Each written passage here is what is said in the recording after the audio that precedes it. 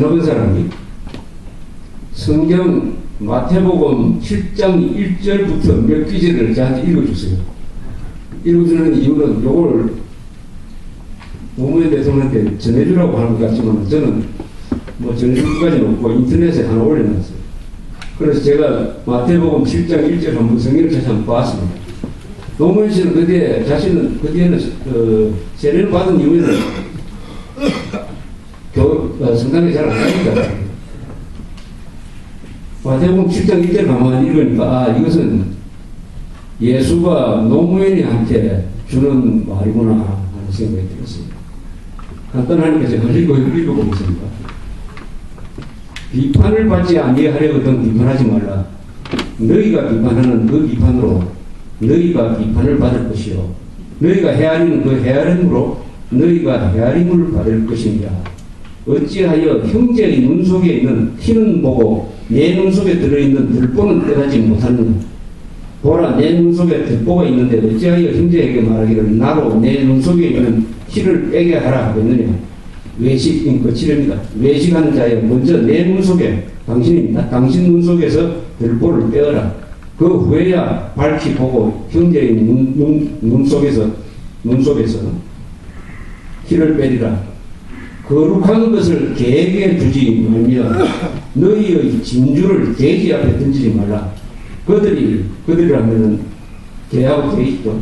돼지가 그것을 진주입니다.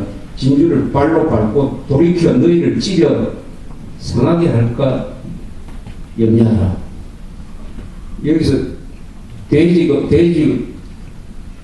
개가 누구를 비유한 것 같습니까? 비판하려거든 비판하지 마라. 비판을 받지 아니하려거든 비판하지 마라. 지금 그동안에 노무현이라는 사람은 우리나라에서 남을 제일 많이 비판한 사람입니다. 남을 제일 헐뜯은 사람이에요. 그 남이라는 건 누구냐? 대통령이 이런 공개적인 성성에 나와가지고 중계방송하는 가운데 보수층을 별놈이라고 하고 헌법을 그놈이라고 하고 국군을 인생 스치는 곳이라고 하고 대한민국은 정의가 패배한 역사라고 했어요. 바로 그 기준, 그 사람이 가지고 있는 그 기준이 어떤 기준인지 모르지만 그 기준을 가지고 노무현한테 지금 딱 들이대야 됩니다. 또 들이대고 있죠. 누구.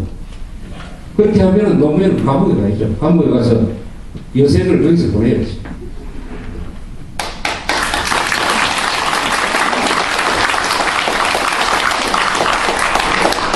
아까 읽어드린 성경문제에 나온 이 말이 그 말 아닙니까?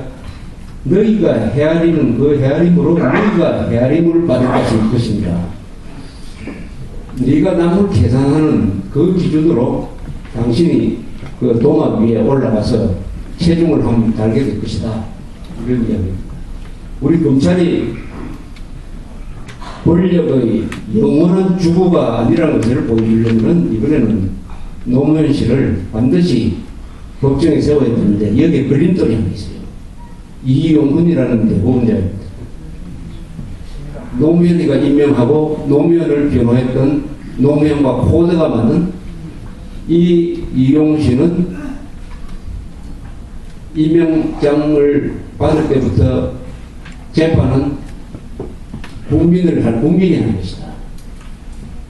재판을 국민이 할 도리가 있습니까?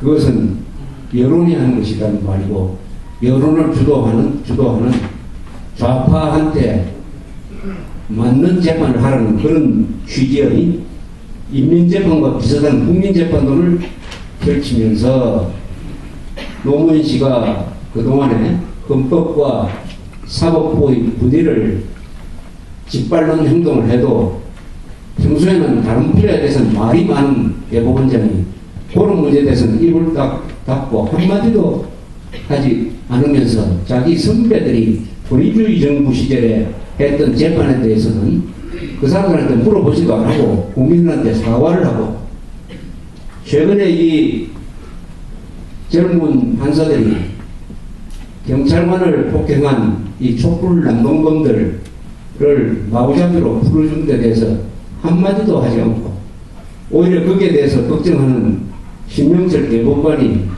그런 전문 판사들을 기도하려고 하니까 그것을 또 이메일을 받은 그것도 부장 판사라는 자가 익명으로 외부에 그걸 폭로를 해가지고 문제를 일으키니까 그걸 조사를 하라 해가지고 지금 윤리위원회에 외부에 놓고 있는 이용훈이라는 사람이 대법원장으로 있으면은 노무현을 법정에 세워도 제대로 된 판결이 안 날 가능성이 많으니까 이용훈 씨를 퇴진시키는 게 맞는 게 아니냐 하는 그런 생각이 듭니다.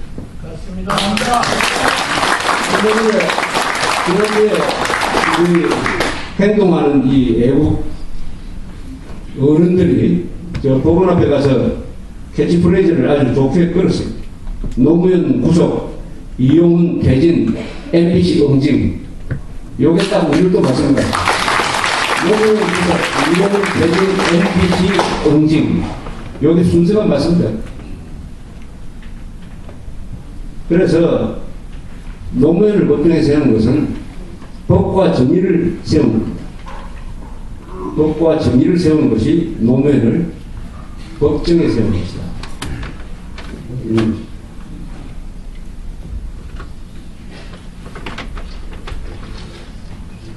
요새 인도네시아라는 나라에서 대통령 선거가 이제 진행 중입니다.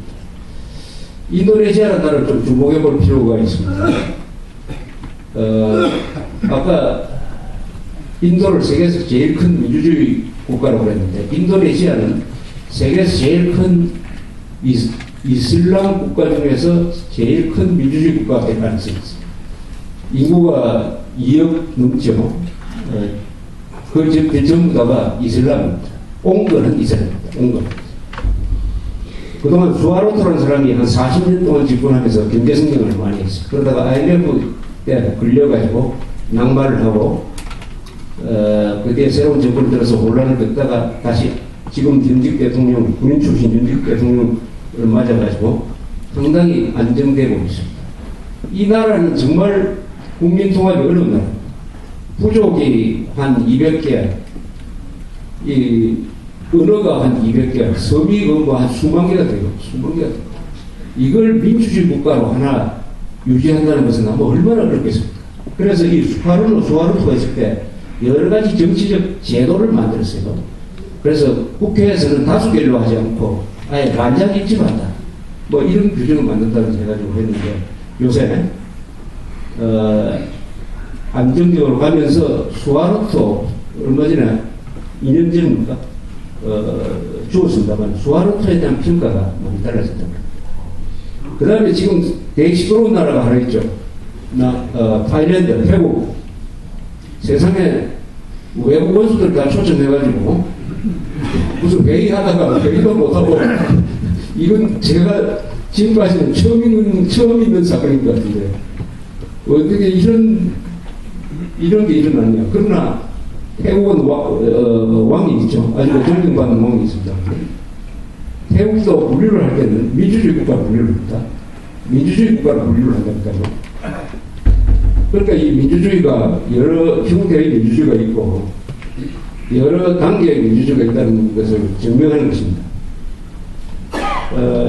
그런데 지금 데모한 사람들은 탁신이라는 그 전 총리 세력이에요. 이 사람은 정권을 잡고 상당히 그 농촌 중심 그리고 하두청 중심의 정책을 세웠습니다. 그러니까 여기에 반대하는 사람, 도시거주자들, 그다음 관료들 또 특히 군인들이 그 탁신을 몰아내버렸죠. 또 그것도 프레사도 하고 그랬습니다.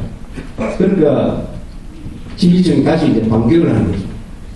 탁신을 몰아낸 사람들은 노란 옷을 입거나 하고 이번에 들고 일어난 사람들은 빨간 옷을 입습니다. 이 빨간 옷은 어딜 가나 아마 이게 좀 그 좌파적인 그런 게 있는 것 같습니다. 그래서 이게 지금 어떻게 될지 오늘부터 이제 군대를 풀어가지고 진압을 한답니다. 이 군대가 분열되지 않고 딱 진압을 시작하게 되면 이 대중운동이 견디지 못하죠.